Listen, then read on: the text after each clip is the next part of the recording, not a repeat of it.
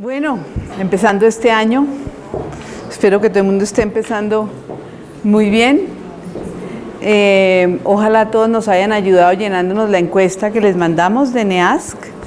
Es muy importante para nosotros tener, en este momento han contestado ya como 250 papás, pero el ideal es que nos contesten todos porque eso nos da una visión importante. Esta es una encuesta que además está siendo contestada por los miembros de la Junta Directiva, el Consejo Superior, todos los líderes del colegio, los profesores del colegio, los estudiantes, cada uno desde su perspectiva, de manera que vamos a tener una visión de 360 grados muy, muy interesante. Gracias a ustedes que siempre nos ayudan tanto en estas cosas. Voy a recordarles de qué se trataba en las jornadas pedagógicas del año entrante. A uno les voy a recordar y a uno les voy a contar. La jornada pedagógica de los niños de quinto, que hoy están en sexto, fue sobre las problemáticas de un adolescente del siglo XXI. Hicimos como toda una mirada de cómo era la vida de un niño adolescente y cómo se diferenciaba de la vida de adolescentes de ustedes y mía.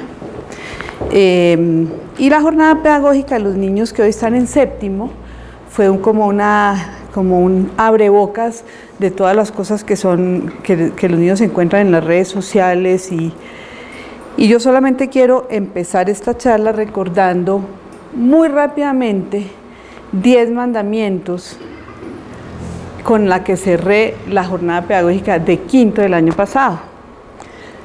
Voy a leer rápidamente. Ser un padre o una madre informado, que la información no se la den a uno solo los hijos. Interesarse en el mundo de su hijo, no solamente proveerle como sus cosas, sino interesarse en lo de él. Ser un padre o una mamá presente. Comunicarse positivamente con su hijo, por eso está resaltado, porque es de lo que vamos a hablar hoy.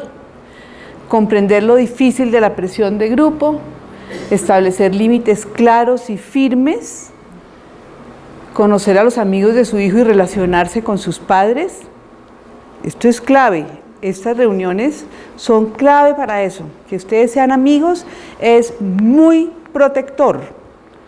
Mantener un contacto estrecho con el colegio es muy protector.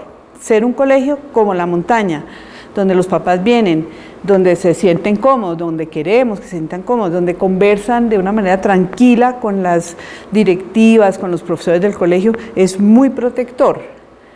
Participen en iniciativas que protegen a los menores de edad, como Red Papás. En Colombia hay varias iniciativas que están enfocadas en los niños, niñas y adolescentes. Participe es ayude, siga las redes sociales, métase a la página, informe cosas, métase en el cuento de todos los que estamos interesados en proteger a nuestros hijos. Y no le tenga miedo a su hijo, esta es clave. No le tenga miedo a su hijo. Pero hoy vamos a hablar solamente de comunicación. Y vamos a hablar de comunicación y de educación emocional. Básicamente, este va a ser como un temita muy sencillo que voy a tratar hoy. Porque ustedes vieron que nosotros tuvimos el día E de ambiente escolar. Yo no sé si ustedes lo vieron en el calendario, pero el día lunes, cuando se acaban las vacaciones, los niños no tuvieron colegio y nosotros hicimos el día E, en el cual el día E es esa encuesta grande que hace el Ministerio de Educación, que tiene dos temas. Un poco revise todos sus puntajes en el tema saber, en el tema de conocimiento, y otro es revise el ambiente escolar. ¿Cómo es el ambiente escolar? Entonces, ahí nosotros creamos una encuesta muy chévere que hicieron los niños en diciembre. Y el día E nuestro sobre ambiente escolar fue todo sobre esa encuesta. Fue muy chévere porque los niños contestaron una encuesta que tenía que ver con cómo se sienten, cómo se relacionan con sus profesores, cómo se sienten, si se sienten seguros, si no se sienten seguros, si el colegio los oye, si no los oye. Todas las preguntas que nos pueden pintar cómo se están sintiendo nuestros niños adolescentes. Dentro de esa encuesta nos hizo como alarma cosas como niños que uno los ve muy bien, que están como muy tranquilos y de pronto dicen, no estoy feliz en el colegio. Me siento ignorado por los profesores. Me siento, bueno, cosas, pero ese niño nunca ha comunicado de ninguna manera, ni siquiera con sus actuaciones. Nunca nos ha dejado ver que está sintiendo eso. Hay unos niños de esos que puedan contestar eso en ese momento puntual y realmente no ser una cosa importante. Y otros dicen, no, pues no me hablo con mis papás, como mis papás no son el recurso para que yo cuente estas cosas. Eso pues no es nada nuevo. En realidad los adolescentes, el tema de la comunicación entre los padres y los hijos adolescentes, pues es un tema de hace muchos años. Entonces no es nada nuevo, pero es chévere hablar de eso. No encontramos en esta encuesta un problema significativo, no encontramos que los niños estén distantes de sus padres, no encontramos eso. Encontramos cositas que es chévere mirar y chévere que pensemos juntos, y por supuesto que nosotros esas cosas que encontramos que tienen que ver con el colegio, con los profesores, inmediatamente empezamos a tomar acciones. De manera que ese es el tema de hoy.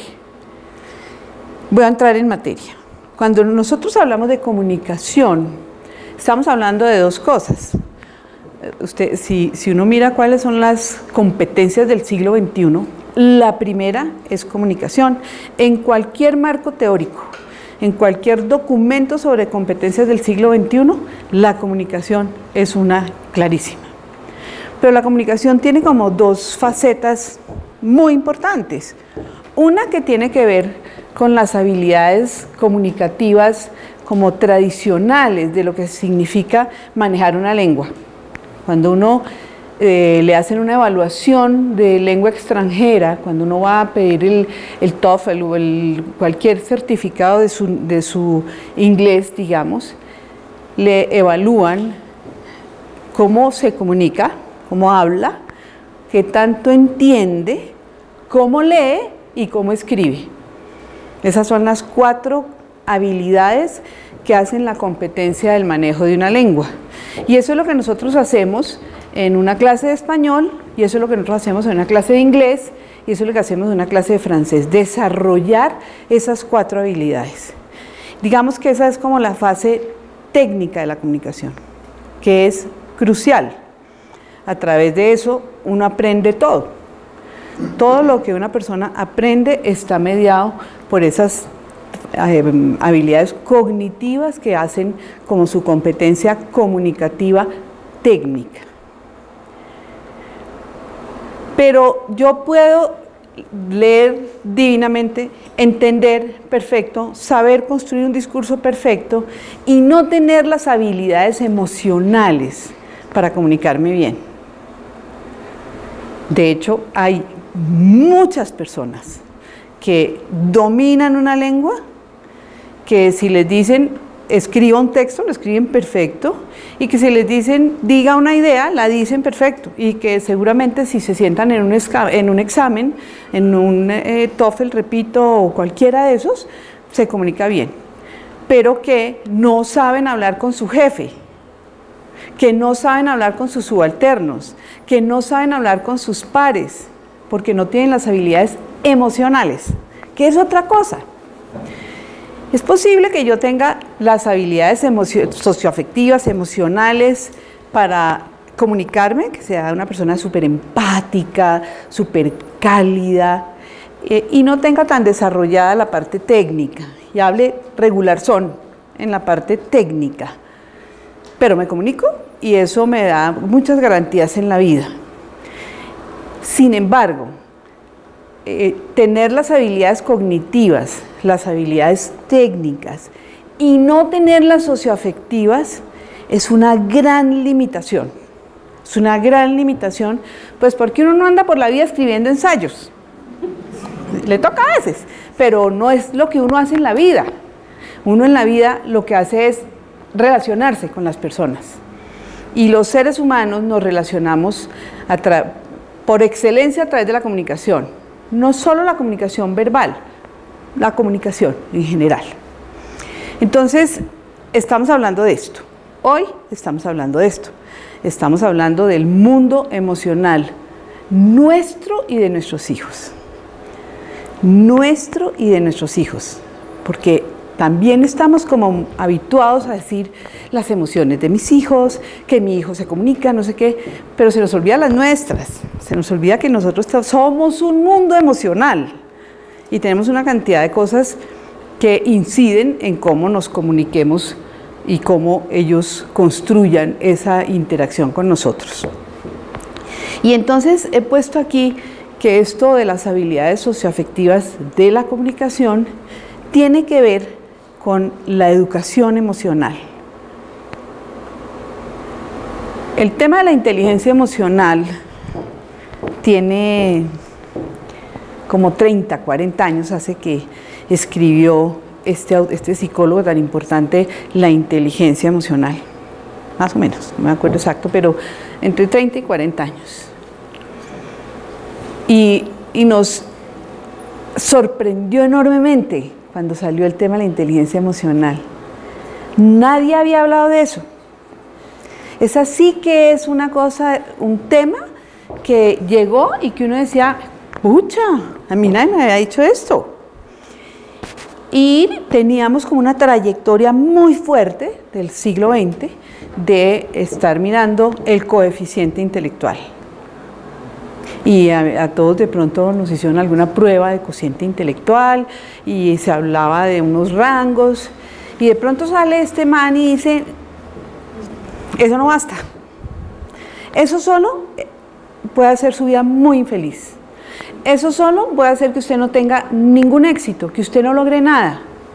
Usted puede tener todas las competencias intelectuales, pero si no ha desarrollado su emocionalidad de una manera estructurada, sistemática, es posible que todo eso que usted tiene no le sirva para nada. Repito, porque uno no anda por la vida haciendo ensayos y operaciones matemáticas. Hace, pero eso no es el centro de la vida. Entonces, mirando este tema me devolví un poco como sobre teoría. Hay N teorías y ofertas hoy día de educación emocional. Hace poco estuvimos con Alex en Boston en un curso que tenía que ver con NEASC, pero tuvimos una presentación de una señora que nos mostró todo lo que hay en este momento, todas las ofertas que hay de desarrollo de habilidades socioemocionales en los Estados Unidos, todo lo que hay para los colegios, todo, y eso pues es infinito. Pero me quise devolver sobre un autor,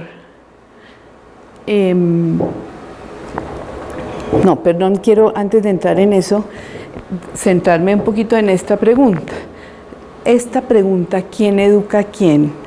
Es que cuando nosotros nos dicen, a los niños hay que desarrollarles la inteligencia emocional, hay que hacer educación emocional, hay que comunicarse positivamente, uno dice, pero yo no sé hacer eso, porque yo le ayudo en la tarea de matemáticas, y eso, yo le ayudo en las cosas que pueda coger un libro y leérmelo, pero ¿cómo me van a decir a mí que le enseñe a mi hijo a comunicarse positivamente, a controlar sus emociones, a reconocer sus emociones, a expresar sus emociones, si a mí eso no me lo enseñó nadie? A nosotros nos enseñaron, te callas o no llores. Estoy exagerando un poco, siempre toca exagerar. Pero nos enseñaron, te controlas. No, y esa pataleta no, y nos enseñaron eso y nos sirvió. Eso es parte de la educación emocional, sino que se puede hacer de otras maneras. Pero nos enseñaron eso. Pero nunca nos dijeron, eso que tú estás sintiendo, ¿qué es? Tristeza, rabia, no, simplemente está llorando, no llore, ay, no llore. Y entonces nosotros realmente cuando nos pusieron esa tarea, a ustedes y a nosotros, pues la verdad es que éramos analfabetas en el tema, literalmente analfabetas. El tema de las emociones, nosotros no habíamos pasado por ese tema de una manera estructurada, de decir esto se debe hacer así. Hay unas maneras de cultivar el mundo emocional. No, nosotros ahí funcionábamos muy con la intuición, muy con lo que hicieron nuestros papás, muy con nuestra cultura. Y digamos que el resultado no es que sea pésimo, pero sí hay personas que están investigando sobre este. Pero yo me estoy incluyendo también. Yo peor.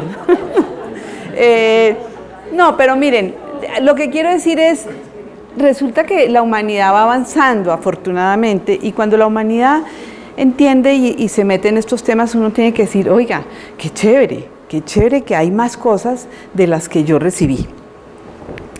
Pero entonces cuando decimos comunicación positiva, y yo les digo a ustedes, hay que educar ¿quién educa a quién? Fue mi pregunta cuando yo estaba escribiendo esto, decía, ¿pero quién educa a quién? Y realmente pareciera que nos tenemos que educar mutuamente, entre nuestros hijos y nosotros. Tenemos que ensayar cosas, porque no tenemos un modelo, no tenemos un modelo tan estructurado. Claro, nuestros papás fueron amorosos, seguramente nuestros papás no nos maltrataron, no fueron violentos en la mayoría de los casos, y nosotros tenemos cosas que recogemos de ahí, muchas, muy valiosas. Pero esa parte teórica que me instruye y me dice, váyase por acá, tenga cuidado con esto no funciona, esto no tiene resultados, no la hicimos. Entonces, uno se puede instruir, chévere instruirse. Yo les recomiendo a todos que quien no haya leído ese libro de la inteligencia emocional, lo lea. Eso es una Biblia hoy día para educar a los hijos. Es muy, muy importante y es denso, importante, tiene teoría seria. Eso no es como un pasquincito que se puso de moda. A veces cuando las cosas salen con tanta fuerza, uno tiende a decir, ¡ay, otra moda de estas! Pero ese es un libro muy serio. Entonces, ¿quién educa a quién? Pues el reto es que nosotros estemos como liderando por lo menos el proceso. Por lo menos el proceso quiere decir que seamos nosotros los que estamos diciéndole a nuestro hijo, a ver, tratemos de hacer esta conversación de otra manera. Y entre los dos nos inventemos esa manera. Pero entonces quería que miráramos, bueno, ¿qué me toca a mí como papá, como educador, a la hora de pensar en este tema de educación emocional y a la hora de pensar como de qué voy a hablar?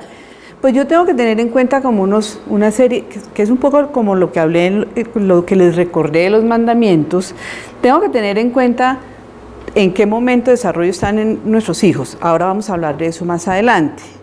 Tengo que tener en cuenta que yo a mi hijo de 14 años no puedo pretender enseñarle o comunicarme con él como si tuviera 8. Y al contrario. Si tiene 8, no puedo comunicarme con él como si tuviera 18. Tengo que tener en cuenta mis propias falencias. Y las tengo que reconocer y conocer y saber y decírmelas, porque si no sé que mi comunicación tiene tales cosas, pues yo no puedo componer eso. Y parte de la vida es mejorarse. Y como todos tenemos falencias en eso, pues no es tan difícil reconocerlas. Tengo que tener en cuenta factores emocionales, como que la comunicación no es esa habilidad cognitiva, sino que todo lo que hay detrás de la comunicación, de la interacción y las relaciones, tiene una carga emocional enorme y valiosa y que hay que reconocer. Y tengo que tener en cuenta factores transaccionales. Y factores transaccionales los factores de cómo hacemos las transacciones o las relaciones. Cuando hubo toda la ola del psicoanálisis, y viene como toda la ola del siglo pasado del psicoanálisis, la tendencia de la terapia y del psicoanálisis era, métase dentro de usted mismo, revísese usted y encuentre dónde está toda su historia personal y por qué usted es así, por qué siente esto, pero el psicoanálisis era todo hacia adentro. Y nació una corriente que se llamó el análisis transaccional, que nació como en la segunda mitad del siglo pasado, que decía, no tanto, mire las transacciones. Y se dedicó a estudiar cómo era que en una relación en una transacción o una interacción, diríamos hoy día más bien, yo si comunico una cosa de una manera, el otro reacciona de tal manera, pero si yo la hubiera comunicado de tal manera, la reacción del otro hubiera sido completamente distinta. Entonces se dedicó a hacer como ese análisis de cómo es que se ven esas relaciones y cómo yo puedo, haciendo cambios y viendo las relaciones con el otro, generar unas transacciones diferentes. Chévere, es una mirada que es un poquito como la equivalencia, como a nivel de aprendizaje teórico, es como la equivalencia del conductismo, que era, sí, muy chévere, profundizar y todo, pero también hay que hacer cosas que sean inmediatas y produzcan efectos inmediatos. Y esto del análisis transaccional era muy bien, quédese allá haciendo su psicoanálisis si quiere, chévere, pero entre a mirar cómo son las transacciones, cómo es la interacción suya con el otro y cómo usted puede modelar y generar, como dirigir una conversación a partir de que sus transacciones se hagan de una u otra manera. Y en esa línea del análisis transaccional también apareció un librito muy interesante que se llama La educación emocional, de un teórico de origen alemán, pero que finalmente creció en la Academia de los Estados Unidos, que se llama Claude Steiner, que trabajó con el fundador del análisis transaccional, pero lo centró en el tema de la educación emocional.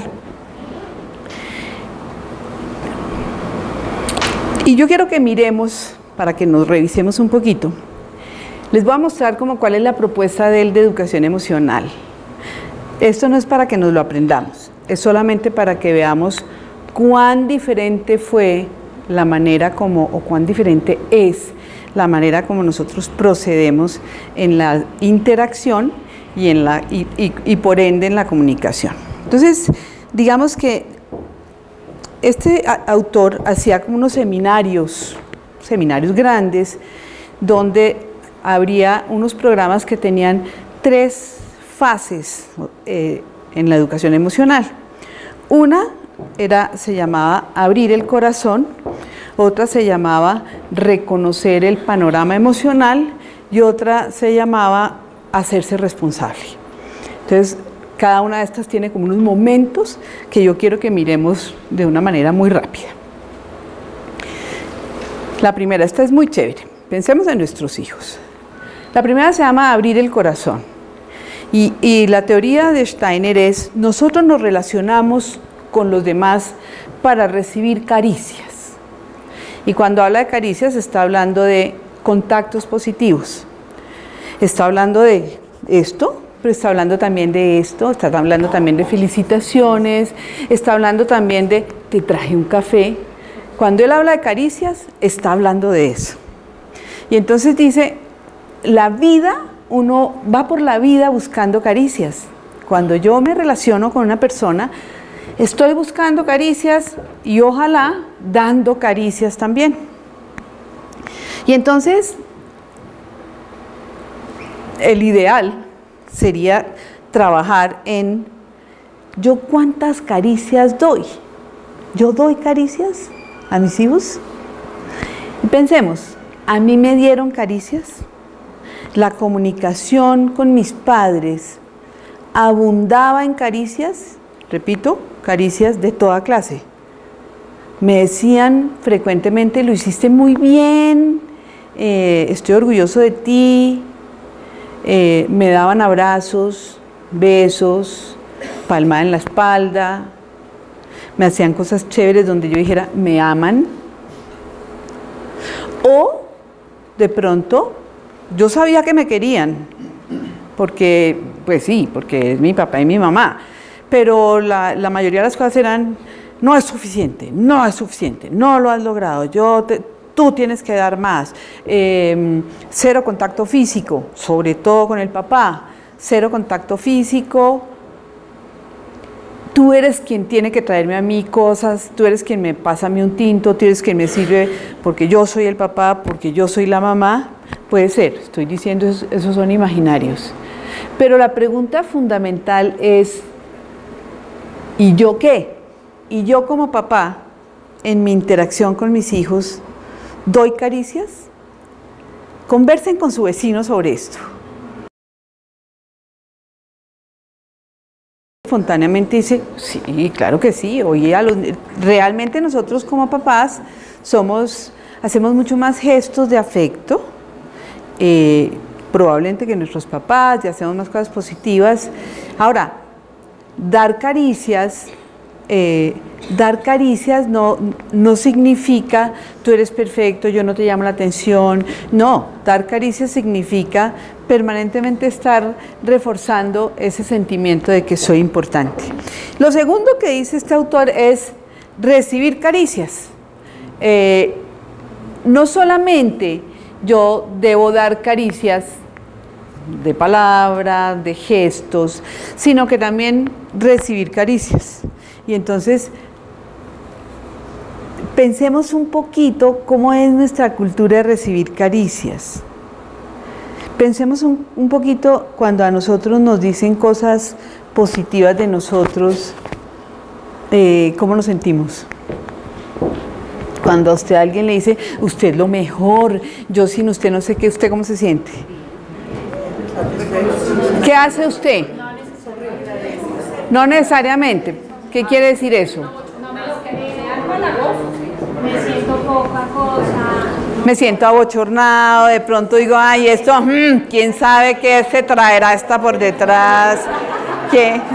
Como quién sabe por qué me está diciendo esto para qué será, o no, no me siento cómodo, o me parece chévere. Digamos que hay muchas formas de reaccionar, pero puedo no sentirme cómodo cuando me halagan, decir, ay, no, a mí que no me halagan, a mí no me venga con estas meloserías que no.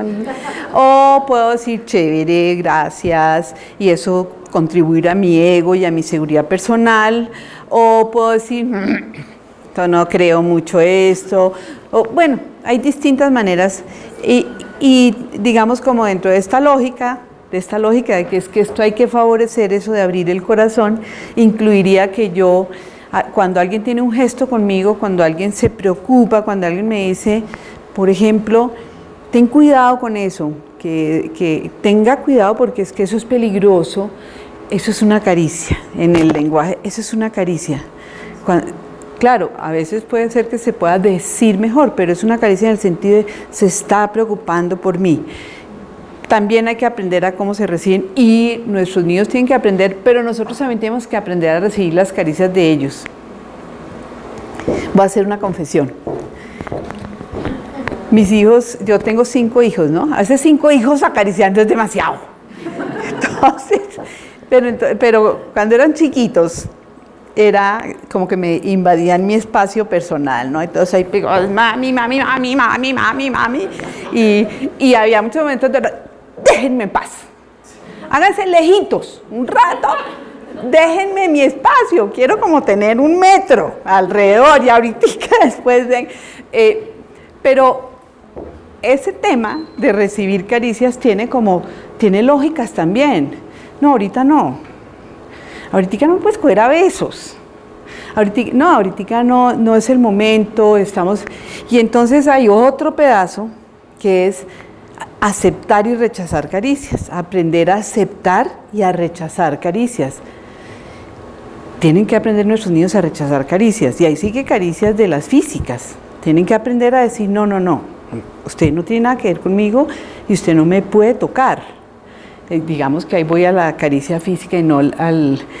Y lo último, acariciarnos a nosotros mismos, decirnos cosas buenas de nosotros, ser capaz de decir, lo hice bien, ser capaz de decir, me duele, tengo que tomarme algo, necesito que me den un abrazo, necesito que me cuiden. Eso es acariciarnos a nosotros mismos. Ese es como un pedazo, digamos como una lógica que uno tiene que preguntarse cómo está funcionando, cómo funciona la relación con nuestros hijos. Vuelvan a conversar. Ya vimos si damos caricias, miremos si recibimos caricias, cómo, si nuestros niños saben y nosotros les hemos enseñado, si nosotros sabemos aceptar y rechazar caricias. Otro ratico con el partner. Pregunta, ¿qué tiene que ver esto ¿Qué le podría aportar esto al tema de la comunicación? Estamos hablando de la comunicación con nuestros hijos adolescentes. ¿Qué le podría aportar este tema, este pedacito de la educación emocional que plantea este autor al tema de la comunicación con los adolescentes? ¿Quién se lanza? Que la comunicación no es solo verbal, entonces todo esto hace parte de la comunicación gestual, las caricias, o sea, hace parte, no es que contribuya solamente, sino que es que hace parte de la comunicación. Es comunicación, okay. Pero realmente para que nuestros hijos abran el corazón, ellos tienen que ver que nosotros también abrimos el corazón. En mi casa me pasa mucho que yo soy la mamá y la mamá no llora, no se estresa, no se pone mal genio, sino que siempre anda súper, y no es así. Entonces la mamá se estresa, la mamá llora, la mamá no le gusta, se siente mal por X o Y motivo, y que ellos vean que uno es capaz de validar esos sentimientos y además manejarlos y expresarlos bien, pues ellos dicen, ah, esto se puede, sentirse así no está mal. Voy a parar un segundito ahí. A veces los niños no saben cómo expresar el afecto a su mamá, porque su mamá es sólida, y entonces, no, pues, ¿cómo? No, es que ella no necesita eso, lo necesita todo el resto del mundo, pero la mamá es la que da y da caricias, en acciones, en todo. Ella no necesita mucho esos gestos positivos, de felicitación, y la última, dale.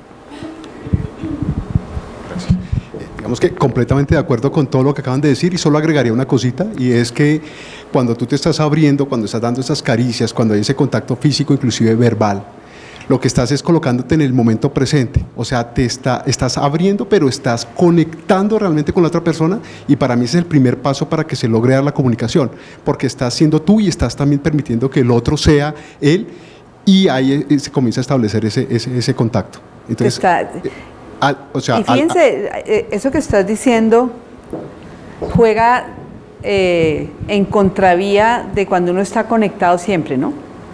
Cuando uno está conectado con su celular, con el computador, cuando uno está conectado siempre, eso impediría un poco, es estar presente, estar ahí. Y ahorita estamos hablando de esto, y estoy hablando con mi hijo y estoy en ese momento. Eso pues es difícil para todos, incluido para nuestros hijos. La segunda fase es reconocer el panorama emocional. Miren esto tan interesante que dice este autor. Dice este autor,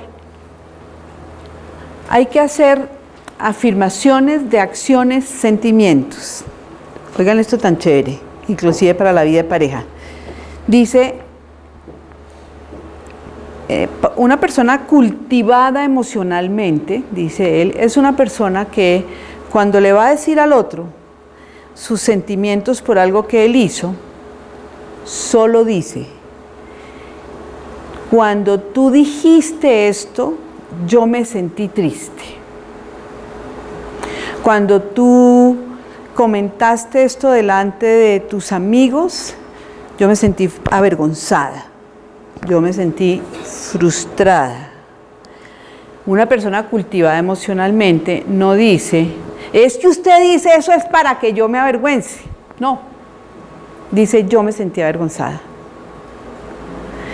O yo me sentí triste. Dice qué sintió frente a un acto, sin decir usted es el culpable. No, yo no estoy diciendo que usted es el culpable. Yo le estoy diciendo que eso que usted dijo me produjo este sentimiento. Fíjense que eso es muy distinto a como uno normalmente se comunica. Uno normalmente está diciéndole al otro que él es el responsable del sentimiento de uno. Y eso, cuando uno habla de la comunicación con los niños, pues clave. Cuando tú te burlas de mí, cuando te ríes, cuando echas chistes sobre mí, yo me siento afectado, lo que sea. Distinto de decir, fíjense el límite, él dice, no es yo decir yo me siento rechazado, porque yo me siento rechazado, ya está diciendo que usted me está rechazando. Es decir, mi sentimiento puro, me da rabia, me da tristeza, me da vergüenza, me da alegría, pero es mi sentimiento, no un sentimiento montado con una intencionalidad del otro. Punto número 1. Hablen con su vecino a ver cuántas veces uno lo hace así. Yo no lo hago así. ¿Cómo lo hacemos? ¿Cómo funciona eso cuando yo le digo al otro, es que mire, esto me hace sentir mal? ¿Cómo es que se lo digo normalmente? Hablemos de eso. Sí. Aceptar una afirmación de acción-sentimiento. Porque es posible que yo diga, cuando usted habló de esta manera, eso me dio tristeza o me dio dolor, y la otra persona me contesta, ¡ay, pero qué pendejada! ¿Quién ha dicho? Yo no pretendía hacer. Eso sí ya es su problema. Usted verá, yo no soy la que lidio sus sentimientos. Claro. Yo no soy responsable de que usted se ponga triste porque yo dije eso. Allá usted. Entonces la segunda es aceptar afirmaciones de esas, a decir, y yo sí soy responsable. Yo sí soy responsable. Entonces, aceptar, y es, claro, uno puede decir, pero no, yo de verdad no tuve esa intención. No tuve esa intención, pero ya sé que esto te produce esto. Imagínense cómo sería esto de fuerte en una discusión con nuestros niños. En una de esas discusiones donde el chino se pone súper emocional y dice, tú odias a mis amigos, tú todo eso, ¿cómo sería de poderoso que uno estableciera, no, vamos a ver, yo qué hice, tú qué sentiste, y yo te explico, y viceversa? Y como quitarle, eso es como mirar la cosa desde un punto de vista como de una disección. Yo sentí esto, o él sintió eso, pero no, ¿cuál fue la intención detrás? Pero cuando el otro me da la caricia de decirme, qué pena que haberte hecho sentir triste, yo en realidad lo que quería decir era esto y esto. Entonces, esta primera, pues, se modifica. Entonces yo ya digo, sí, yo me sentí triste, pero ahora que tengo claro que aquí lo que pasó fue esto, es distinto. Entonces, digamos que son las dos cosas. Por una parte, esa afirmación que es como escueta, pero por otra parte, aceptarla. Y lo siguiente que dice Steiner, que también me parece súper poderoso con los niños, es revelar las intuiciones, decirlas. Él pone mucho los ejemplos que tienen que ver con los celos, con las relaciones que a mí me molestan de mi pareja con una persona. Y entonces, casi siempre, ¿qué le enseñaron a uno? No le demuestre, ustedes. Y entonces la cosa es, no, a mí no es que me importe. A mí en realidad no es que me importe. Lo que pasa es que sí me parece que esa vieja es una no sé qué. O el tipo ese que anda echando chistes todo el día y usted muerta de risa ahí porque no sé qué. No es que me importe. No, a mí ese tipo, perdón, me parece un huevón. ¿Sí? Pero no me parece que usted tenga que estarse riendo ahí. Revelar las intuiciones, dice Steiner, es decir, yo siento que a usted le gusta ese tipo. Yo percibo eso, que a usted le gusta. O yo estoy sintiendo esto, yo no lo puedo demostrar, yo no lo estoy acusando, o no la estoy acusando, pero yo siento esto, intuyo. Intuición es lo que yo percibo directamente, como sin mediación de ninguna deducción ni ninguna inferencia, sino ¡tac! Yo veo eso y uno se la pasa intuyendo cosas con los niños, pero uno no la revela, sino uno le hace alrededor como una cosa como toda intelectual y todo, pero uno no le dice, a mí me parece que ese niño tal cosa, a mí me parece que a ti te gusta ese niño, a mí me parece que lo que estás es triste porque ese niño, esa intuición, dice él, hay que revelarla como con transparencia y siempre, eso me parece muy importante, siempre como a manera de caricia, siempre de una manera que es, yo creo esto. Y con la posibilidad de decir, bueno, sí, yo entiendo que eso parezca, y de verdad sí, o no, pero lo quiero aclarar, pero es como, eso pone como todo el panorama emocional de una manera muy cuidadosa sobre la mesa. ¿Qué es lo que nos pasa con los niños? Que los niños son muy emocionales, o sea, nuestros hijos se mueven entre el silencio y la emocionalidad desbocada. Y entonces, ¿cómo te fue? Bien. ¿Y qué hiciste? Nada. O, ¡ay! Pero dime, pero y en el examen, en la evaluación que tenías, el performance task que tenías de no sé qué, bueno, ahí. Y entonces, ahí detrás, ¿no? Pero como ayer, yo me quedé contigo hasta las 12 de la noche ayudándote, y ahora sí llegas acá y no me quieres decir ni una palabra de no sé qué, y entonces el niño empieza, ¡ay, es que tú no sé qué, no entiendes que yo hoy tuve, me agarré con no sé quién, pero a ti eso no te importa, solo te importa lo académico, no piensas de mí sino lo académico. Estalla una emocionalidad que no construye nada. Esa emocionalidad es una emocionalidad desbordada, dificilísima de recoger. El niño además suelta un montón de cosas que si yo hago aproximaciones más cuidadosas, más cultivadas emocionalmente, posiblemente él lograría una mejor conversación conmigo. Claro, nada de esto es fácil porque mi hijo no va a llegar a la casa y yo le voy a decir, a ver, ¿cómo te sentiste? No, pero es ir generando, uno va generando, cuando uno tiene estas cosas en la cabeza, uno va puliendo interacciones y entonces uno empieza a decir, bueno, no, espérate un segundo, dime lo que sentiste, no me digas que yo hice, no, dime tú qué sentiste y vamos a hablar sobre eso.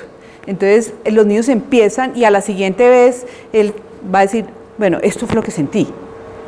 Eso va a facilitar que mi comunicación con él sea un poco más tranquila. Hablemos un poco de esto entre nosotros. Esto cómo pasa en la vida real, esto que estamos contando. Cómo transmitimos las mamás las intuiciones y de qué manera reaccionan nuestros niños. ¿Cómo pasa eso en nuestras casas? Miren, una cosa importante, como todo este tema de expresar los sentimientos y las emociones, y uno diría, bueno, pero si él puede salirse de los chiros, yo también. Idealmente no, porque el cultivado emocionalmente soy yo. Entonces, idealmente yo debo procurar no hacer esos desbordes emocionales en la comunicación con mis hijos, porque el desborde emocional a los hijos los asusta. No es que el otro, no pensemos en nada más que los asusta. O sea, ¿qué fue? Mi mamá llorando, gritando, tirando puertas, o mi papá, ¿esto qué fue? Eso asusta mucho. Eso produce un freno en la comunicación inmediato. Vamos al tercero, que es hacernos responsables.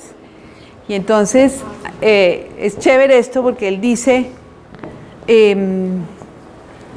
tampoco nos educaron, claro, para disculparnos por nuestros errores, sino para justificarlos, decir, pero no fue, pero yo no quería, bla, bla, bla, bla, pero no disculparnos. Y en esto les quiero contar un poco los niños. Nuestros niños tienen hoy día 2 muletillas. Lo siento. Lo siento. Y chao, lo siento. Sí. Y yo les digo, a ver, ¿eso qué era? ¿Eso es un perdón? Lo siento. Yo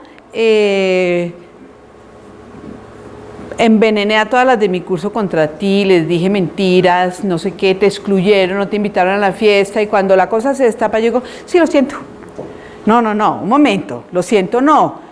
Es que disculparse por un error es realmente manifestar el dolor de haberlo hecho. Y es difícil, y cuando uno se lo quiere tomar a la fácil, pues eso es muy cómodo. Lo siento, eso se vuelve una expresión como de cajón. Como nuestros niños hoy día, el otro se cae, me parece tan chistoso eso en las excursiones, de pronto el uno se cae, se tropieza y todos pasan y dicen, ¿estás bien? ¿Estás bien? ¿Y cómo así? ¿Estás bien? No, ¿estás bien? Pare, venga, no, pero ¿estás bien? Es una pregunta ya como de cajón. ¿Estás bien? Lo siento. Entonces, disculparnos por nuestros errores es un entrenamiento. Y nosotros estamos, yo creería que a mis hijos, si les dicen, bueno, ya él le pidió perdón, ya. Pero de pronto no les enseñé a decir, no, un momentico, es que esa disculpa es más bien tan rabia. Sí, a veces uno dice, no, pues es que me está diciendo y está como volviendo como una bobada lo que me está diciendo. Bueno, está bien, lo siento. Entonces, enseñar, disculparse por los errores es un ejercicio de afecto. Estoy dolido por haber hecho eso, siento mucho haberte producido ese sentimiento. Es una cosa que es mucho más cuidadosa. Y también es acepto o rechazo las disculpas. Y se vale que un niño diga, no, mira, no te acepto esas disculpas, es que esas disculpas no me parece que sean de verdad, es que estás diciendo, a la vez que me disculpas, me estás diciendo esto y esto. No te puedo aceptar esas disculpas porque realmente yo no estoy sintiendo como reparado mi corazón. Eso también hay que enseñarlo. Nosotros les hemos enseñado siempre, usted tiene que decir, sí, bueno, está bien, lo perdono, ya. Así por dentro estoy diciendo, estoy infeliz, ¿qué le pasa? Que no sé qué. Y finalmente dice Steiner, pedir perdón. Él dice, pedir disculpas es, oiga, qué pena, se me pasó esto, no lo hice, yo sé que usted no. Pedir perdón es cuando yo realmente hago una cosa muy grave con otro. Y él dice, pedir o rogar perdón. Dice, hay veces que hay es que rogar perdón y que al otro le cuesta trabajo perdonar porque la herida es demasiado grande y entonces hay que rogar perdón. Es como todo, eso es toda una enseñanza para nuestros niños y que nos incluye a nosotros. Uno puede en un momento dado equivocarse gravemente con su hijo, haberlo puesto en ridículo en una reunión social, uno embalado por sentirse el chistosino, no sé qué, y hay momentos donde de verdad lo que toca es hacer como un acto desde el fondo del corazón. Entonces esas son como las tres, ¿cómo era esto? ¿Cómo es esto? ¿Cómo nos enseñaron a nosotros esto del perdón, las disculpas? ¿Y por qué será, preguntémonos, que el tema del perdón de los niños es tan ligero? ¿Por qué es que lo hacen como tan ligero y con nosotros también? Pensemos un segundo cómo habrá sido lo que enseñamos ahí, lo que nos enseñaron, lo que transmitimos con su vecino. De la manera como inicié esto fue, hay muchas propuestas, sobre educación socioemocional, socioafectiva, emocional, lo que sea. Hay muchas propuestas. Solamente pasé por esta porque es una propuesta que está muy centrada en el tema de la comunicación, de cómo interactuamos y cómo podemos producir. Fíjense que el tema de la afirmación, acción, sentimiento es puro transaccional. Es, si yo lo digo así, genero esto, pero si lo digo asá, genero esto. Pasemos un poquito, digamos, eso nos queda como unas preguntas para uno como mejorar como la manera como hablamos, pero pasemos a tocar con precisión el tema de la comunicación. Primero, yo quiero esto es como de perogrullo lo que voy a decir, pero se los recuerdo. Nuestros niños están pasando un momento, una etapa de cambio significativo. Vienen pasando desde quinto, desde cuarto, están atravesando cambios hormonales. Y eso es químico. O sea, eso es toda la química que cambia. Y produce una cantidad de cosas extrañas para ellos. Y produce movimientos físicos que no entienden. Produce sensaciones que no entienden. Primer punto que tengo que tener en cuenta cuando pienso en él. Segundo, procesos biológicos puramente físicos que se ven. Entonces, una cosa es por allá mi química interna, que tiene que ver con todas mis emociones, con mis sentimientos, con todo, y aparte de eso, yo veo que estoy teniendo una serie de cambios que no siempre me gustan. Qué bueno recibir caricias ahí. Qué bueno recibir caricias de palabra con estos niñitos que a esta edad sienten que son horribles. y que se miran en el espejo todo el día y entonces, y qué peligroso cuando los niños están haciendo esos procesos biológicos, la obsesión de los papás por la delgadez, la obsesión de los papás o de las mamás porque sea la estrella, porque esté siempre fit.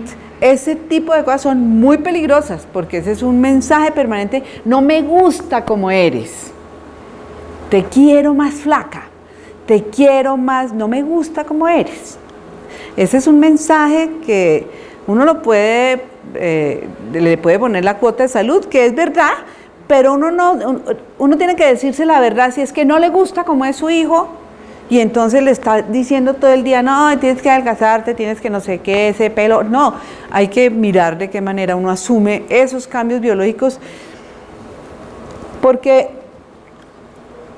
digamos que esa transición, pues literalmente los niños se ponen distintos, las niñas se pueden poner más gordas, les pueden salir barros, empiezan a tener unos cambios que van a pero si detrás está: venga, le hago el tratamiento no sé qué, venga, si se queda la dieta no sé qué, no se compra en esta casa, ¿verdad? Eso está dando un mensaje que no es propiamente una caricia. Están viviendo pues todos estos procesos emocionales, paso derecho por ahí porque lo vamos a ver más adelante, y están viviendo procesos intelectuales muy importantes.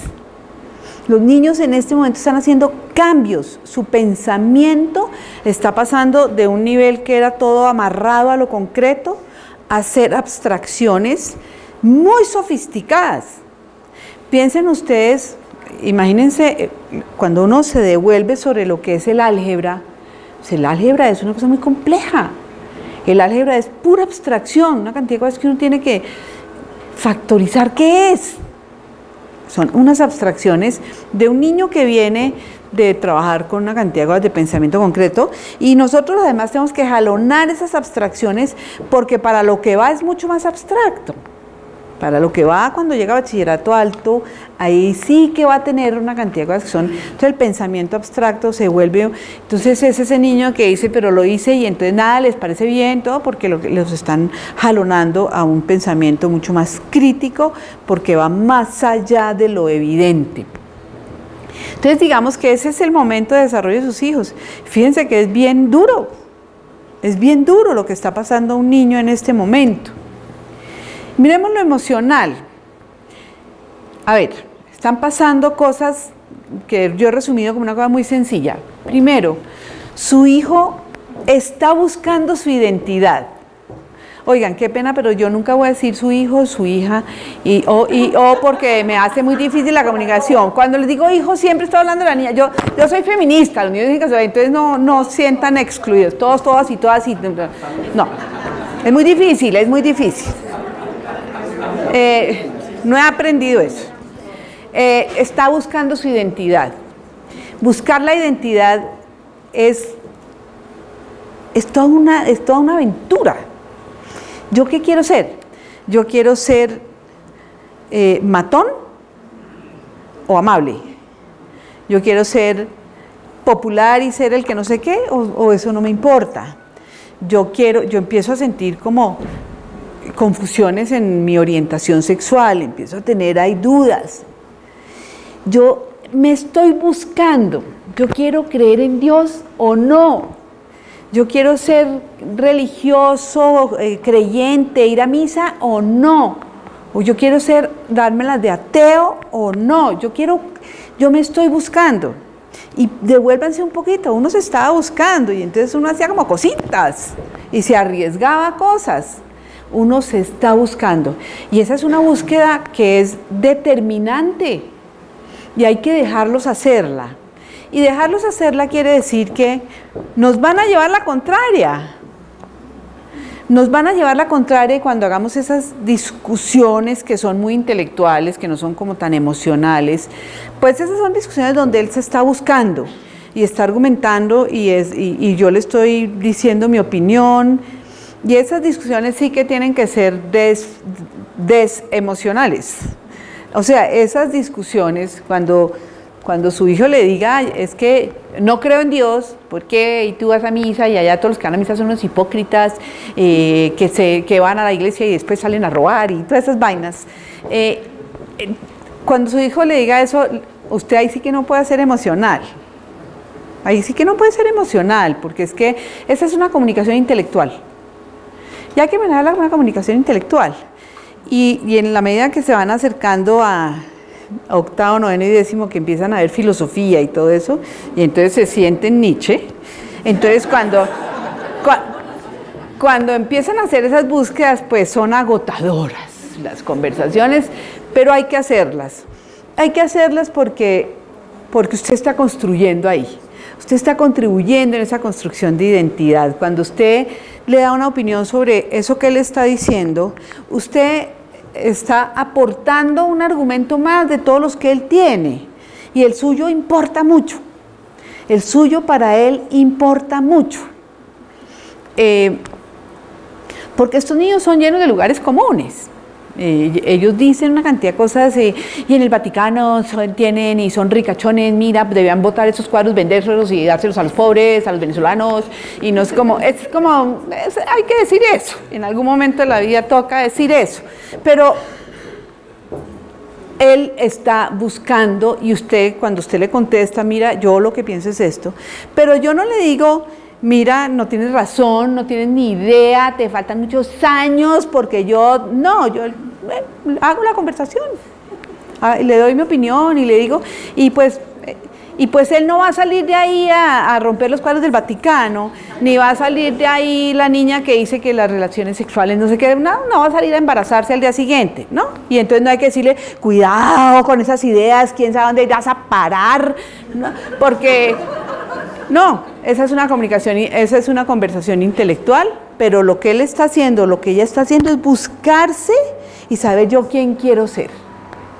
Búsqueda de identidad, en qué quiero creer, qué historia quiero construir. Lo segundo es que en este momento los amigos, poquitos o muchos, son mucho más importantes que nosotros, realmente más importantes. Tiene que ser así. Si usted es más importante para su hijo que sus amigos, hay un problema de adaptación. Si yo todo el día estoy con mis papás y me invitan a una fiesta y digo, no, ¿sabes qué? Prefiero ir a comer con mi mamá. No. Al psicólogo.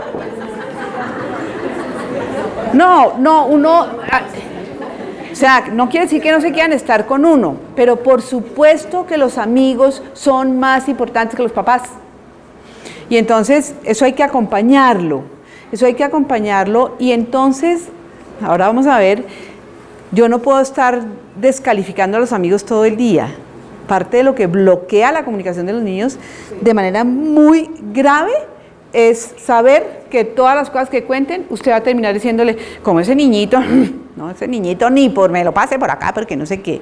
Eso hace que el niño dice, no le voy a montar lo de ese niñito, porque están haciendo, viviendo esos procesos que son como típicos de la adolescencia, que han sido como súper tratados por la psicología, que es el cuestionar la autoridad, decir que todos los que mandan son hipócritas, falsos, mentirosos, corruptos, todo eso, discutir todo y de nunca acabar, le pueden dar a uno a las 3 de la mañana, y hay momentos donde uno le puede decir, no, mira, bueno, ya, chévere, pero mañana si quieres volvemos a hablar porque es que tenemos que madrugar tú y yo. Ese sentimiento de invulnerabilidad, estoy haciendo un paso rápido, no vamos a entender, a mí no me pasa nada, yo puedo manejar a tanto y a mí no me pasa nada, eso es a los otros que les pasa, yo puedo salir a tal hora y no me pasa, y ese como egocentrismo, yo tengo la razón siempre, yo todo lo puedo, que tiene que ver con algo que yo les he hablado en algunas otras charlas, que es con el tema como de la audiencia imaginaria, que el adolescente se siente en escena, cree que está en escena, por eso todo le da pena, porque él cree que todo el mundo lo está mirando. Él cree que si él sale con un pantalón que le queda medio cortico, todo Bogotá va a estar diciendo, uy, qué pantalón tan inmundo. Porque ellos creen, tienen como una mirada de que tienen a su alrededor como una audiencia imaginaria y por eso van construyendo esa fábula personal. Van construyendo una fábula que ese soy yo y lo que me está en mi entorno. Ese es como por lo que está pasando este chinito. Vamos a cerrar dando algunos tips. Yo odio los tips, pero es que no sabía qué título poner, pero como tips para comunicarnos. Número 1, hay unos espacios naturales en la vida familiar. No pretenda un consultorio, converse en la comida. El otro día oí una conferencia de un psicólogo, que ahorita les digo para que la oigan, que decía, si su hijo se mueve con usted en su carro en los trancones de Bogotá, ¿qué mejor espacio? Porque ahí no se puede ir y tirar la puerta y ponerse furioso y no más.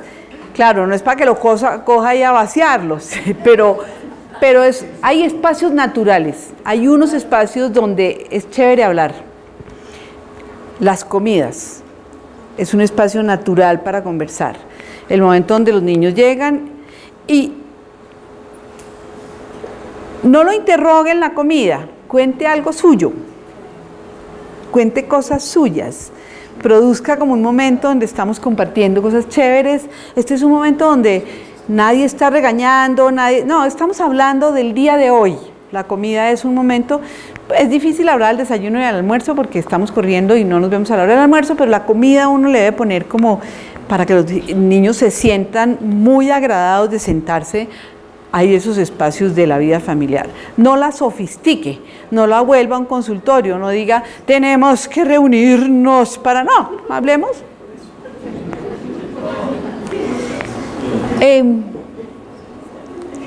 Esto tampoco es mío, nada de lo que estoy diciendo me lo estoy inventando yo.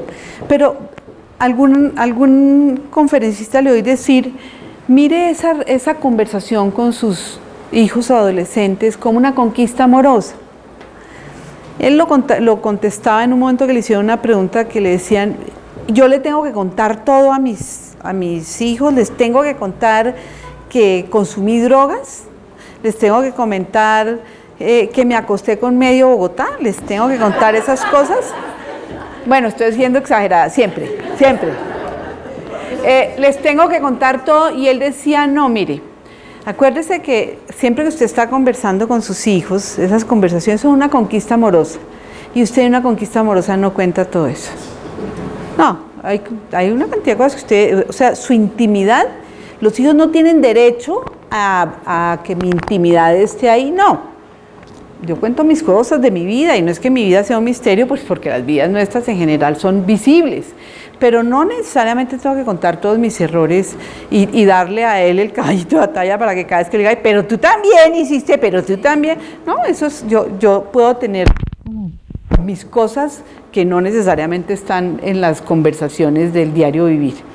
Es una conquista amorosa, es una conexión afectiva. Lo que estamos es produciendo como buena vibra.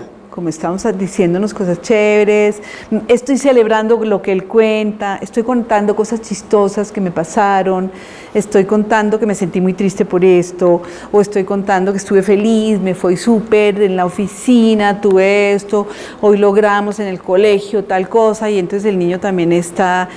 Y yo no le estoy diciendo, y dígame no sé qué, y en matemáticas, no, sino estoy oyendo y estoy dejando que se produzca como lo que a él le impactó de ese día.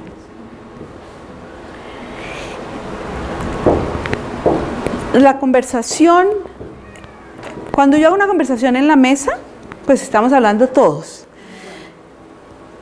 Pero yo tengo que tener momentos y la conversación con mi hijo es individual. Yo no puedo volver las conversaciones siempre en pareja, siempre los dos, todos se los digo a los dos o a los tres o a los cuatro, todo al tiempo. No, en la mesa es chévere hablar como de las cosas de cada uno, en la vida, sencilla, todo. Pero cuando yo voy a hablar de lo que le pasó al uno, lo que pasó al otro, pues eso no es la junta directiva, es una conversación. Y los niños pueden llegar en un momento dado del colegio, yo llego y yo veo que se me sienta ahí al lado y el otro está haciendo tareas y ahí puede haber conversaciones que él quiere tener conmigo nomás. y que yo promuevo y nada que a tus hermanos les puedes contar todo. No, señor, a tus hermanos no les puedes contar todo, hay cosas que son tuyas y las podemos conversar. Entonces el tema familiar no se puede volver como todo en patota. Nos vamos a sentar los García y vamos a hablar de los problemas de todo. No, ahorita vamos a hablar de esto.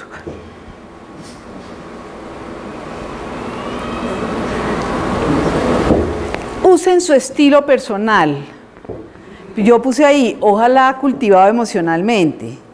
O sea, construya un estilo personal y empeñese en que ese estilo personal sea cultivado emocionalmente, sea cuidadoso, pero no hagan algo impostado. No empiecen a actuar como un psicólogo o como que ellos digan, ¿qué le pasa? ¿Por qué me está hablando así? No, respeten su estilo. Si su estilo es jocoso, si su estilo es serio, si usted es serio y nunca ha echado un chiste, no trate de hacer una conversación llena de chistes porque van a ser pésimos. Porque no tiene ese talento, usted tiene otros. Entonces, use su estilo y saque como de su estilo lo mejor. Es muy importante que usted se mire y diga cómo es mi estilo. ¿Cómo me comunico yo y qué es lo chévere que tengo ahí para yo hacer que esas virtudes que tengo en mi comunicación se asomen muy bien? Pero no trate de ser ni como un padre, ni como un psicólogo, ni un payaso, no, como es usted. Como usted se comunica y cada día mejore, sea cultivado emocionalmente. Su comunicación con sus hijos es de papá a hijo, no de amigote. Usted no tiene que decirle a su hijo que la mejor música es el reggaetón. Usted, aunque puede que le guste, pero usted no tiene que estar aparentando que tiene 14 años, porque su hijo quiere una conversación con un adulto. Él tiene un montón de gente de 14 años a su alrededor, mucho mejor que usted, en ese papel. En el papel de ser de 14 años, sus amigos lo hacen bien y usted pésimamente. Entonces, no sea amiguete, sea papá querido. Cuando yo digo no sea amigo de sus hijos, no quiere decir sea enemigo, quiere decir sea papá. Es que ser papá es chévere. Ser papá y ser mamá es una cosa súper amorosa. Entonces, yo no tengo que tratar de renegar de eso para parecer el camine, ay, mira esa vieja que hay, no sé qué. No tengo que renegar de eso para parecer jovial, porque eso es charrísimo y además eso es ridículo. Y los niños lo sienten ridículo.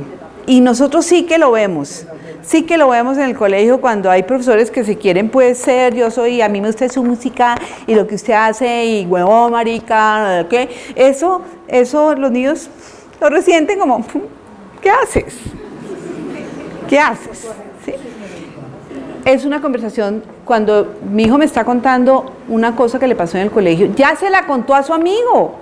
Él ya no necesita un amigo que le dé un feedback de amigo, él ya se la contó. O no se la contó a ningún amigo porque cree que de eso no se habla con los amigos, sino con su papá y su mamá. Su papá y su mamá tienen otro rol, repito, amoroso, comprensivo, de caricias, pero es un rol de papá y mamá y él está hablando con usted y lo está viendo con papá y mamá y no va a dejar de verlo así. No acerca más que usted trate de parecer el amigo y a veces soy el mejor amigo de mi hijo. Por favor, al psicólogo, los dos.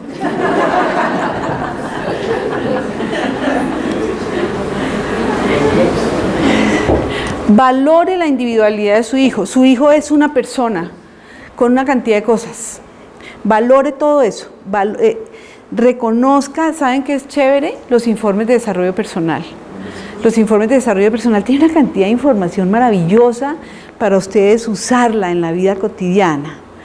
Y les voy a decir por qué pueden hacer uso de eso. Es que nosotros, esos informes de desarrollo personal tienen muchas horas de gente pensando solo en su hijo. Tienen todos los profesores, antes de ese informe, escribiendo, ¿qué escribo bueno? siempre, esa es la primera pregunta, ¿qué escribo como una cualidad de fulano? Todos escriben en un observador, ¿qué cosas hay que mejorar? No vamos a decir lo que, no vamos a negar que hay que mejorar. Y después de eso, el director de grupo hace ese informe y lo pone en una reunión donde todos lo oyen y dicen, no le pongamos esto, sí digamos esto no es verdad, es verdad. O sea, eso es un trabajo colectivo muy bonito. Entonces, usted tiene ahí un insumo chévere para entender quién es su hijo, para saber que hay un pedazo de él que no es tan reconocible en la casa, pero que en el colegio es chévere y le reconocen tales cosas, o cosas que en la casa no pasan y en el colegio le están generando dificultades, pero valórelo individualmente. No tenga como una fórmula para los niños, no. Estoy hablando con mi hijo, Pedrito, que es así WhatsApp. Y dentro de eso, reconózcale su madurez. Insisto, eso nos cuesta mucho trabajo. Nos cuesta trabajo inclusive cuando tienen 40 años nuestros hijos. Entender que de la mayoría de las cosas ellos saben más que uno, no los suyos. Pero su hijo está grande comparado con un niño de primaria. Tiene opiniones, tiene discusiones, tiene capacidades. Es capaz de una cantidad de cosas de las que no era en primaria y capaz de cosas afectivas y emocionales. Es capaz de enamorarse, es capaz de que le guste un niño o una niña, es capaz de ir y conversar, tener una conversación con un profesor, es capaz de muchas cosas, es capaz de averiguar una cosa por teléfono. Su hijo está en un momento de madurez que hay que saber ubicar. Insisto, para no tratarlo como un bebé eternamente, porque es que eso le detiene su desarrollo y bloquea la comunicación, porque es que a mí no me gusta hablar con una persona que me ve como un inferior, y tampoco tratarlo como si él tuviera 50 años, con argumentos para 50 años. Reconozcamos dónde está en su madurez y hablemosle de esa manera.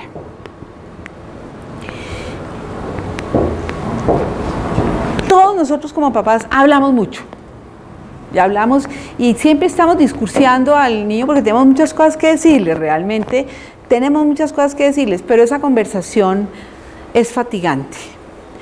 Aparte de que hay muchos estudios hoy día que muestran cuánto tiempo es capaz de atender a alguien a una cháchara como esta.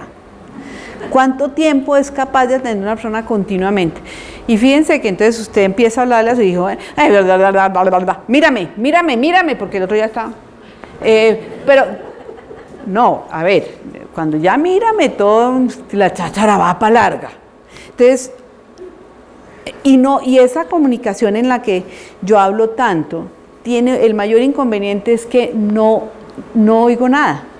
Porque como estoy diciendo tantas cosas, mi hijo como que, hable, pero yo quiero escuchar mucho también, y ellos también quieren decir mucho aunque no parezca. Entonces, el arte de oírlos mucho y de oír completo, de no decirles, pero eso sí fue porque no sé qué, pero que no, oigamos como completo y participemos como cuando ellos nos van como abriendo el espacio, cuando nos dicen, ¿tú qué opinas? ¿Qué te parece? Cuando empiezan a abrir eso, entonces intervengamos, pero dejemos que fluya un discurso de ellos y nos cuenten cosas completas, no les completemos las ideas, eso es una tara, uno les completa, entonces, y uno le completa la palabra inclusive, y le pregunta y uno mismo se contesta, sino, eso es un acto de paciencia, porque los niños no siempre se comunican muy bien. Entonces tienen una cantidad de muletillas, dicen las cosas, se enredan, pero no importa, es que nos estamos comunicando, es darle espacio para eso, eso no es una ponencia. Entonces está hablando, escuchemos mucho, juzguemos poco en las conversaciones, juzguemos poco, especialmente a sus amigos y a él, juzguemos poco y entonces él va aprendiendo que tampoco él puede juzgar permanentemente, como les decía, al que va a misa es un hipócrita, que va y reza y después va y es infiel. enseñémosle que yo tampoco juzgo permanentemente, que no le estoy diciendo que su hijo es un no sé qué, su amigo es un no sé qué y que él es un... No juzguemos, no digamos tantos juicios, sino comentemos cosas de lo que nos estás diciendo. Y prejuzguemos cero. Prejuzgar, a los niños les indigna que uno prejuzgue, que uno se adelante y diga, seguramente esto es por esto. Prejuzgar, y es una tendencia también, pues porque a uno la inteligencia siempre se le cuela en las inferencias que hace, y a veces infiere prejuzgando. Entonces, hagamos conversaciones que no sean un sartal de juicios. No hablemos solo sobre el colegio, eso también lo dicen los niños, es que mi papá no quiere hablar sino de cuánto me saqué, cómo me fue en tal cosa, qué tal es el profesor. No hablemos solamente sobre eso, y si hablamos sobre el colegio, no solo sobre lo académico, hablemos sobre las cosas de la vida. No interroguemos, hagamos preguntas coherentes, que empatan con lo que estamos hablando, pero no hagamos interrogatorio. Los niños también tienen como esa mirada de que es que yo llego a mi casa y mi mamá me interroga. ¿Qué te dieron de almuerzo? ¿Y cómo te fue en la clase no sé qué? ¿Y en el performance class dice qué? ¿Y qué dijo fulano? ¿Y qué no sé qué? No, ¿cómo te fue? ¿Cómo te fue? Bien, bueno. Y después en la comida hablamos más y salen cosas, pero de una manera espontánea. Hagamos preguntas que correspondan, que no intimiden. Piense siempre usted que la pregunta no esté bloqueando a su hijo y diciendo, oh, ya empezó esto. Ahora de aquí, ¿quién sabe qué más me van a preguntar? Y cuente cosas, cuente experiencias personales. A los niños les encanta eso. Siempre les digo a los papás que, por supuesto que un niño de colegio, pues si va a hablar con un profesor que tiene 28 años, pues tiene una cantidad de temas y habla cosas mucho más de su vida, de su moda, de su música, pero cuando estamos en escena nosotros, los viejos, no ustedes, sino Leopoldo y yo y Lucila y los viejitos, los niños les encanta venir y preguntar, ¿y tú qué? No sé qué, les encanta que uno diga que en el colegio hacía tal cosa, y les encanta que les cuente cómo fundó el colegio, y les encanta obviamente cómo fue que se noviaron ustedes. A ellos les encanta conversar sobre lo de uno también, sobre lo de ustedes también. Que usted cuente, sabes que cuando yo tenía tu edad, en las fiestas eran así, imagínate, y ríase de eso, como nos hemos reído acá. Y entonces ellos entran como, y mamá, ¿cómo es que era eso? ¿Y qué ropa te ponías? A mí no me dan permiso de eso, pero no como a estos niños de hoy en día, no, a mí no me, imagínate que a mí no me dejan ir a esto, no me dejan ir sino hasta tal edad, ¿cómo te parece? Bueno, contar sus experiencias se vuelve una fórmula que invita, las de los dos, ¿no? Porque es que en eso las mujeres somos expertas y los hombres en general están un poco mustios ahí sentados como celebrando, pero no comunican tanto, y también las experiencias de los papás son chéveres para dinamizar la conversación. 9:58 y tenía que terminar a las 10, he dicho.